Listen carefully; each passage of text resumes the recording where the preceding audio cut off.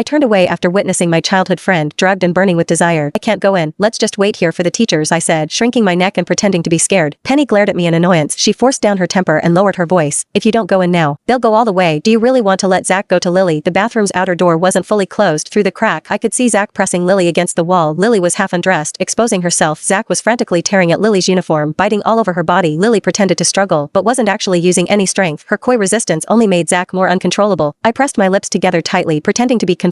Okay, you're right, I'll go in now. Just as I was about to push the door open, I turned back to Penny and said, hurry and find a teacher. I can't hold out for long. Penny nodded eagerly. She turned and ran, but after rounding a corner, she came back. She gleefully took out her phone, started recording, and wedged it into the door crack. Inside was chaotic, with lewd sounds coming out unabashedly. After doing this, Penny finally went to find teachers and security guards, feeling very pleased with herself. When a group of people rushed to the teaching building, the couple inside were still going at it vigorously. Penny covered her face and cried, blocking the principal. Teacher, I don't know why they're doing this. The principal's face was dark with anger. She didn't know her daughter Lily was inside. Penny hadn't clarified who exactly was in there. Penny wanted to ruin not just me, but Lily as well. After all, in her eyes, we were both her competitors. Today, Education Bureau officials happened to be visiting for an inspection. Now, a group of education officials were following the principal to catch people in the act. The scene couldn't be more dramatic. The principal was shaking with rage. With education officials watching, it seemed her chances for promotion were likely ruined. I guess the principal probably wanted to kill the adulterous couple inside right now. The principal tried to move forward. Penny blocked the principal again, crying and wailing, principal, inside is.